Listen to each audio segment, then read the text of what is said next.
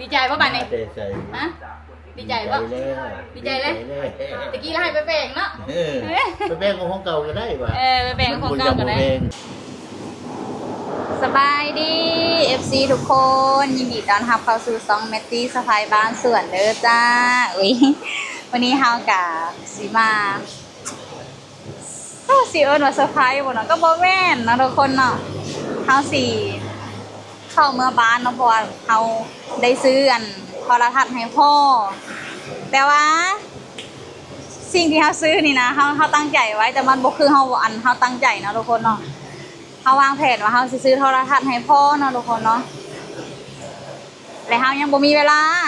และเมื่อวานนี้นะอายโทรมาว่าซื้อเลยบ่เพราะว่าเฮาลมกันว่าอันซื้อโทรทัศน์ให้พ่อบ่ซื้อโทรทัศน์ใหม่ให้เราบ่อันแบบว่าสิออกเงินกันหั่นนะแล้วแม่ตีน่ะสิออกหลายกว่าเพิ่นเพราะแม่ตีเป็นคนส่วนแต่ก็บ่ได้แพงดอกแต่ว่าก็หลายกว่าอายนิดนึงเนาะทุกคนเนาะพากันเว้ากันว่ามีเวลาเลยสิไปส่วนอันอายหั่นเข้าไปซื้อแล้วออกมาบ้านแล้วจะเซอร์ไพรส์เพิ่นแต่มันบ่แม่นคือคิดไว้เนาะทุกคนอาจจะบ่ได้ถ่ายตอนไปซื้อเนาะเพราะว่าเมื่อวานนี้อายซื้อมาแล้วเรียบร้อยเนาะเพิ่นกระเทินได้เข้าไปสวรรค์แม่ตีน่ะบ่มีเวลาเนาะทุกคนเนาะบ่มีเวลาเข้าไปเพราะว่าร้านก็ข่าวเวียกแน่บ่มีคนพาเข้าไปเนาะทุกคนเนาะอายก็เลยซื้อก่อนจะเพิ่นน่ะพากันติดตั้งแล้วเรียบร้อยแต่เมื่อคืนนี้เนาะทุกคนเนาะเพื่อสิเป็นได้โทรทัศน์ใหม่ก็ประมาณนี้เนาะก็บ่แพงอันที่จริงเฮาก็บ่ไปถ่ายอยู่ร้านก็ได้เนาะเพราะว่าอยู่ทางร้านเพิ่นจะบ่ได้ให้ถ่ายคลิปเนาะทุกคนเนาะมีแต่เฮาสิเข้าไปในบ้านแล้วเฮาสิถ่ายทุกคนเบิ่งว่าเฮาซื้อโทรทัศน์รุ่นใดประมาณใดแบบนี้เนาะทุกคนเนาะเพราะอายเพิ่นได้ซื้อแล้วมันก็บ่เป็นไปตามที่เฮาคิดแต่ก็ย่าเนาะทุกคนเนาะอย่างน้อยเฮาก็ได้ซื้อให้พ่อเนาะโทรทัศน์พ่อตะกี้น่ะน้อยธรรมดาเป็นจอธรรมดาค่ะนะบ่แม่นจอใหญ่บ่แม่นจอบ่คักแท้นะเนาะทุกคนเนาะเพราะมันเท่เท่าใดนะเพิ่นจะโทรหาว่าเอาไปแต่งให้แน่แบบนี้หั่นนะมันถัดอันราคาแต่งกับราคาซื้อก็สูสีกันเนาะทุกคนเนาะเฮาก็เลยตัดสินใจว่าซื้อให้เพิ่นซะเพิ่นก็เข้าแล้วพอให้เพิ่นได้เบิ่งแบบข่าวบ่เบิ่งมวยบ่พอเฮามักเบิ่งมวยเนาะทุกคนเนาะแล้วก็ข่าวเกี่ยวกับประเทศไทยเนาะทุกคนเนาะเพิ่นมักเบิ่งข่าวพอได้มาเล่าให้กันฟังเพิ่นน่ะแดโอเคเนาะทุกคนตอนนี้เฮาก็ได้มาเดินทางมาแต่ดงเห็นแล้วเนาะทุกคนเราก็ได้เวล้างรถอยู่เซโนเนาะจากเขาเลยเขาจังสิเข้าไปในบ้านที่เขามานี่เขาก็บ่ได้ตั้งใจว่าสิเข้าไปบ้านเลยทุกคนไปเวียกอยู่สวรรค์ ไปเวียกอยู่สวรรค์แล้วเขาก็เลยกระเทินได้มาฮอเซโนแล้วกะเวเข้าไปแล้วกะอยากถ่ายคลิปเกี่ยวกับโทรทัศน์ที่ซื้อโทรทัศน์ใหม่ให้พ่อซะเนาะทุกคนเนาะนี่อามีก็ไปนำเนาะทุกคนเอาไปใส่ไปกันมีแต่เจอกันอยู่บ้านเนาะทุกคนเนาะช่วงนี้ก็เป็นแบบช่วงเฮ็ดช่วงอย่างแม่กะไปเก็บเฮ็ดเมื่อเช้านี้เพิ่นว่าอู้เฮ็ดได้2กระตาผู้ใดไปเบิ่งนำกันเนาะทุกคนเนาะแต่ว่าอยู่สวนยังบ่ออกอยู่บ้านเฮาเนาะออกแล้วออกอยู่นาเด้บ่เคยออกบ่แบบอันเดือนที่เคยออกวันที่เคยออกนี่ถ้าจดไว้เนาะทุกคนเนาะจดไว้แล้วมันจะออกตรงเลยได้ออกตรงตามวันที่เลยเนาะทุกคนแม่ได้2กระตาผู้ใดเฮ็ดพวกมื้อเช้านี้เพิ่นโทรมาแต่เช้าๆเนาะแม่ตีก็เลยว่าเฮาเมื่ออะไรแกงเฮากินเด้อแล้วก็แม่ตีสิจี้เนาะทุกคนเนาะปิ้งเฮ็ดเนาะว่าละกันบ่แม่นว่าจี้ดอกพอทุกคนไปเจอกันอยู่บ้านแล้วก็ไปเบิ่งโทรทัศน์ใหม่ของพ่อเนาะทุกคนเนาะเพิ่นสิมีสีหน้าเวลามีแบบประมาณใดเพิ่นก็คือสิดีใจเนาะเพิ่นดีใจแหละอายเพิ่นว่าแบบอายอยู่นำพ่อนำแม่เด้อค่ะเวลาเป็นอะไรโอ้ยดีใจสุดใจมากแล้วเพิ่นได้เบิ่งเด้ตะกี้แล้วเบิ่งเนี่ยเขาช่วงโทรทัศน์ตายนะเพิ่นเบิ่งโทรศัพท์แบบมันน้อยๆเนาะทุกคนเนาะผู้เฒ่าเนาะเด็บตาเพิ่นก็บ่อยากปานใดเบิ่งก็บ่เต็มหน่วยเต็มจอหั่นนะทุกคนเนาะโอเคไปเจอกันอยู่บ้านเด้อทุกคนเด้อทุกคนจ้าตอนนี้ครับก็ฮอดเฮือนแล้วเด้อฮอดเฮือนบ้านเพิ่นเด้อหลายบ่แม่นเฮือนดงเห็นเด้อไปไม่เท่ามาฮับเลยจ๊ะสวัสดีคุณยายแม่บ้านนี่นี่สวัสดีค่ะเป็นแม่บ้านบ่เลยในท่าที่แม่น้ำเป็นเป็นแม่เลี้ยงเด็กแล้วนะแม่ไปค่ะเอาดมไปเบิ่งทีวีคุณปู่คุณพ่อเฒ่าแน่บ้านเฮาเนาะทุกคนเนาะเงียบเด้ช่วงนี้คนไปนาเนาะทุกคนเนาะโห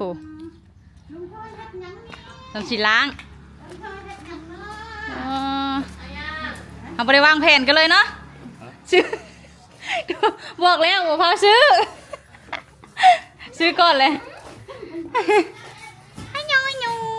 นี่ใช้ไปเบิ่งนี่ใช่ละกล้องมันซะเชยกล้องมันเด้อยู่ในนี้ติงนิงติงนิงเด้อยังชมหลานชมทางในก็อยากโค้งในเด้อทุกคนเด้อเพิ่นเบิ่งข่าวไทยผู้ใดมาใจนี่เนาะเพียงนักข่าวคนมาใจเนาะคนมาจะใช้เนาะใช่คนบ้านไหนเนาะคือบ่คือบักคิงคือบ่เท่าบ่นี่คือจุ๊บคือบักคิงจุ๊บเด้บาดยุ่งชมผมอยู่เดือยต้นแขนเตือนต้นแขนเตือนต้นแขนเตือนเป็นอะไรเท่าทันไหมก็เบิ่งอยู่แล้วเบิ่งขักวะเข้าใจ เ เงินนั่นเด้อทุกคนเด้อที่เฮาซื้อได้นี่ก็คือเงินเฮาได้จากการถ่ายคลิปนี่เนาะทุกคนเนาะแล้วก็นี่ได้จากการถ่ายคลิปเฮาได้ออกไลน์กว่าอ้ายนี่ก็เอาอยู่ว่าเอาร้านนึงว่ะออกไปครับเพิ่นออกไปมันแล้วสิบ่บอกว่าเท่าใดเนาะทุกคนเนาะมันก็บ่ได้แพงเนาะทุกคนเนาะพอซื้ออยู่ตอนเป็นร้านนั้นบนเพิ่นเคยเอาเครื่องเนาะทุกคนเนาะมันก็เลยถือว่าอยู่ตลาดทั่วไปเนาะทุกคนเนาะดีใจป่ะบัดนี้ฮะดีใจป่ะดีใจเลยตะกี้ให้ไปแบ่งเนาะไปแบ่งของเก่าก็ได้ว่ะไปแบ่งของเก่าก็ได้มันสูสีกันราคาชื่อมือนี่แบ่งกับอันนั้นกะแบ่งนะแบ่งกับอันเฮาซื้อใหม่นี่จะสูสีกันบ่อย่างน้อยเฮาก็ซื้อตัวใหม่ซะไปอู้มาเด้อหลานเจ้าค่ะไม่ใช่กล่องมันเด็กทุกคนฮาสปินกล่องนี่กล่องมันเนาะทุกคนเนาะลูกเต็มบุญขึ้นบูฮู้ว่าลุ้นอันใดซัมซุงนี่ซัมซุง32 นิ้วเนาะทุกคนเนาะบ่ใหญ่ปานใดพอเบิ่งนี่เอากล้องโทรทัศน์หั่นเด้เฮาเข้ามาถ่ายคลิปเด้ไปคุณยายกะบอกว่าจะมาเพียงจะมาเพียงลูกบ่จะมาเพียงไปถามนะจะมากินมะม่วงบ่ไปถามจะสิมากินมะม่วงนะโอ้ยเหลือบ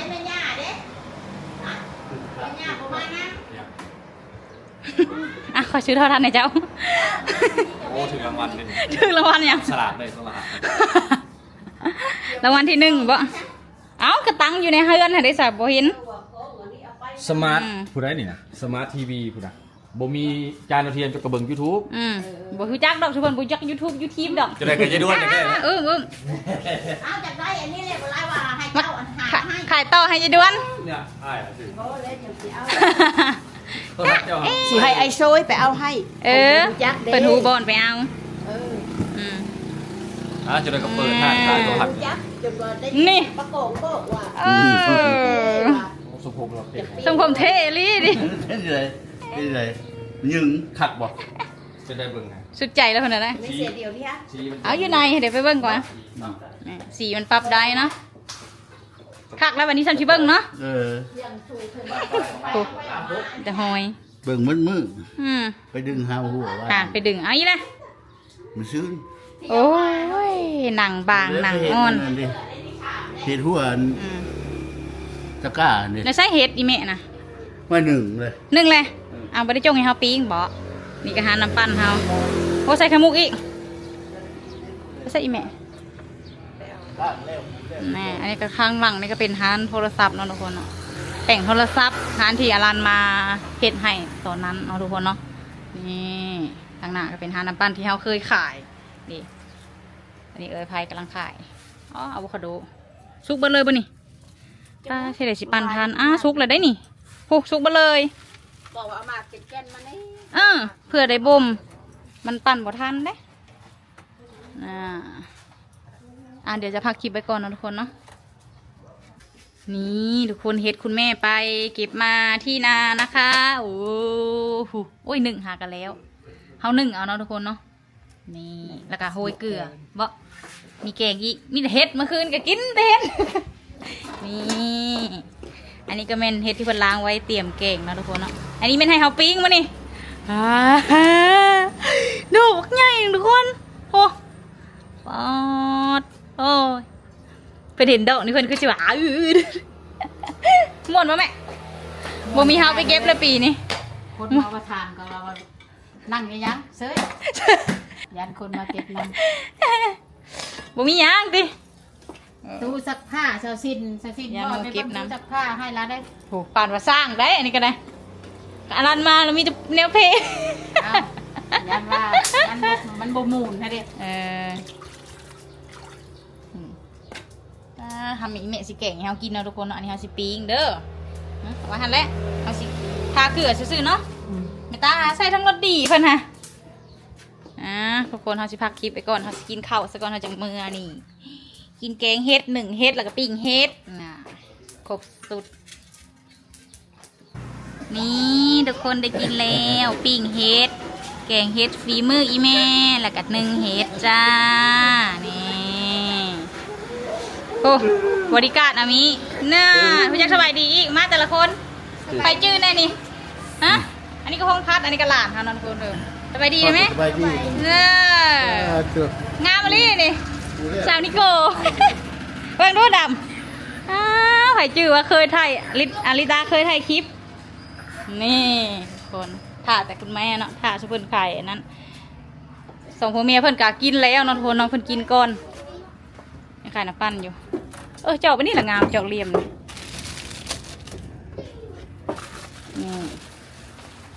เป็นโทรศัพท์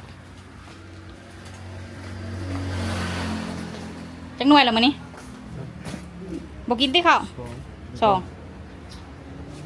นั่นแหละเจ้าเตะมันนี่ค่ะ บอดตาย ฮะ บอดตาย บอดซ่อมแปลงโทรศัพท์ไทยมากันแว่ไหนเด้อ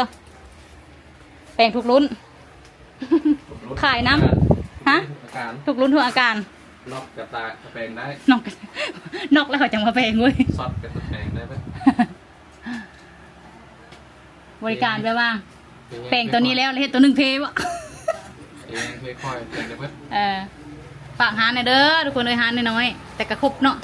ครบนะยายแมงมุมมีพร้อม แข็งได้ไหม ยายแมงมุม โอ้ยเป็นพ็อปได้นะ ฮะ แต่งงานเป็นอย่าง ในนี้เป็นแต่งฮานเนาะบอ เป็นพ็อปมันพ็อปมันไม่พ็อป แต่งฮานไว้มีเบิร์ดทุกคน เลยต้องถ่ายเลยมุมมาได้ เคสแม่กันตรงกันแตกมีครบซ่อมแปลงโทรศัพท์ขายโทรศัพท์มือหนึ่งมือสองครบนะจ๊ะโอ้ งานน้อยแต่ร้อย ฮานน้อยแต่ร้อยฮานน้อย100 ล้านเด้คือเอาเฮ็ดมาละวันเพนี่แม่นบ่ แม่ ตัวมันออกใหม่นี่คักเนาะ มีเล็กน้อยพ็อป ผูกทรงมันงามกว่า งามกว่าตัวนั้นเด้อ มีบัวเสียเงิน ใครอยากโอนกับพี่น้อง โอนเข้ามาได้เด้อ นี่โอ้ยเฮ็ดที่ให้เบยบูอ๋อช่อยเฮาแน่บ่ลูกเอาเฮาแน่เด้จิมาเด้อทุกคนเด้อกินข้าวนี่จังนั้นเฮาสิซิมให้เบิ่งเนาะทุกคนเนาะพักคลิปก่อนท่าแล้วพร้อมกันจังกินนะทุกคนเนาะมาจ้ากินข้าวอยู่บ้านเนาะทุกคนเนาะแต่ละเทื่อมากับฮุบหอบเล่น จะเบิ่งอะไร ครับแกงเห็ดแล้วพี่น้อง มาเด้อ อ๋อเขามีอีกหลายนะไม่ยังลวก นึ่ง ลวกที่มีรสชาติ เอานึ่งแล้วกันเขาเล่นปรุงเป็นไง เดี๋ยวอยู่ เขากินเห็ดตั้งแต่เมื่อคืนนี่จนวันนี้ก็กินเห็ดอีก เมื่อคืนนี้เป็นร้านหาช่างซุปแล้วกันเจล เห็ด ซุ ทุ ป กอ บ่ ย่างเลยก้อย แกงก้อย อันนี้เห็ดปวกบ่ เห็ดปวกมาเลย ไม่ใช่เห็ดปวกเมนูเห็ดปวกทุกคนนึ่งเห็ดแกงเห็ดปิ้งเห็ดบอกอยู่ตีนมันหวานได้นั่นทุกคนตัวหอปิ้งนี่ ทาเกลือกับหวาน มันเค็มเดี๋ยวดอกมาเขาใหญ่วะอันนี้ก่อน ขึ้นบ่ แต่ก็อ่ะงมหัวเลยเตรียมหัวเด้หัวลูกเป็นลายเลยนะลูกเอาอยู่ไหนนะ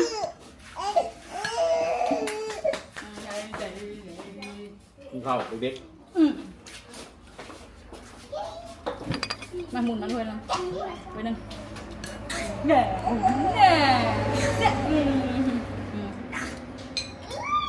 ทุกคนขออนุญาตกินข้าวกันเด้อมาเด้อกินข้าวเที่ยงนำกันเนาะทุกคนเนาะทุกคนเฮาก็สิได้เมื่อแล้วเนาะให้คุณยายเติมหลานก่อนเนาะใส่เติมนี่ เติมเอามาให้เติมถึงที่เลยมื้อนี้เติมดึงได้มะม่วงอีกแล้วทุกคนตื่นใจมาตาเลยนี่ จะเป็นรอบสุดท้ายเนาะ เอา มาเถอะได้เอาแต่มะม่วงไม่เท่าเมื่อนะนี่ม่วงเซฟมะม่วงเขียวเสวยนะทุกคนกินกับข้าวเหนียวฮ้อนๆอร่อยเลยมีซีอิ๊วบ่ล่ะ มวยได้เดี๋ยวนะชูได้แต่มะม่วงเลย มีแต่มะม่วงว้าว เอามะม่วงนี่แล้ว ดีนะเว้ย เดือนหน้าแล้วเอา มา มา เดือนหน้าเราบ่มีเพียงแบบนี้ เดือนหน้าแล้วคนเมื่อบัดนี้เอายายเมื่อมาผูกพัดเสียงแล้วเด้อเด้ เก่งแล้วกับผมเมื่อเป็นคู่ยายเนาะมันส่งยายมันทำกัน แต่ละคนเพื่อสิมีเวลาชิเมื่อยามใดบัดนี่ มันเท่ามันสองเท่าสามเท่าเลยเมื่ออยู่มันบอกว่าชอบไม่เรียกคนเท่า จริงจริง ผู้เฒ่าเราขี้ข้านเขาสิไปใส่มาใส่นะ ถูกยี่ด่วนกัน อันนี้ละคนจ่วย บ่ได้มีลูกได้นี่ค่ะวางติแต่ลูกหมู่ จ่วย เอ้ยบ่มีลูกบ่มีผัววางติลูกหมู่นะเพิ่นนะ เป็นนางเอกประจำดงเห็น เพิ่นมาหายายๆแล้วเพิ่นก็นั่นแหละมีใครมาดุเด้เนาะ ยายแทงหูบอกแฮวลูก โอ้มันเป็นอะไรคือบางไปบาง เพลงเลยมันหมดนะ มันไม่ใช่อามีที่บางไป เป็นรถ ตอนนั้นคือหนาแน่นึง ก็เย็นลงเย็นลงมันค่ายมันเย็นลงเย็นลงเย็นลง ตัวเมย์มันตดปะ ทุกคนเขาก็สิได้เมื่อแล้วเนาะทุกคนเนาะสำหรับคลิปนี้เขาก็สิขออนุญาตปิดเนาะทุกคนฝากทุกคนกดไลค์กดแชร์กดติดตามแมตตี้เนี่ยเด้อที่สำคัญก็คือเบิ่งโฆษณาซอยแน่อย่างน้อยเขาก็ได้มีกำลังใจให้ทุกคนเห็นคลิปต่อไปแล้วก็ขอบใจทุกคนที่เข้ามาเบิ่งเข้ามาหับชมเนาะทุกคนขอบใจทุกคนที่เบิ่งโฆษณาซอยแล้วก็ขอบใจทุกคนที่มาติดตามเนาะทุกคนเนาะเขาก็ได้เงินส่วนหนึ่งมาซื้อโทรทัศน์ให้พ่อเนาะทุกคนเนาะก็ดีใจเขาตั้งใจจะซื้อแต่โดดๆเลยแต่ว่ามันก็ขัดข้องตอนเขาขัดข้องตอนเขาได้ลูกนี่เนาะทุกคนเนาะมันก็มีค่าใช้จ่ายสูงค่าใช้จ่ายหลายเขาก็ได้ซื้อตามความที่เขาตั้งใจไว้แล้วเนาะทุกคนสำเร็จแล้วเป้าหมายเขาที่ตั้งไว้เป้าหมายต่อไปบ่ฮู้ว่ามันหยัง แต่ก็ได้แล้วโอเคแล้วเนาะทุกคนเนาะเพิ่นก็ดีใจแฮปปี้เด้พอเพิ่นก็เบิ่งได้เดี๋ยวยังเบิ่งอยู่ม่วนเขาก็ได้ของฝากม่วงคือเก่าเนาะทุกคนเนาะมาฝากแม่ตาทุกคนบ๊ายบายเด้อเจอกันคลิปหน้าเนาะทุกคนเนาะจังใดก็อยากให้เบิ่งนำกันหั่นแหละเนาะเพราะว่าเฮาก็บ่มีเวลาถ่ายคลิปเนาะทุกคนเนาะบ๊ายบาย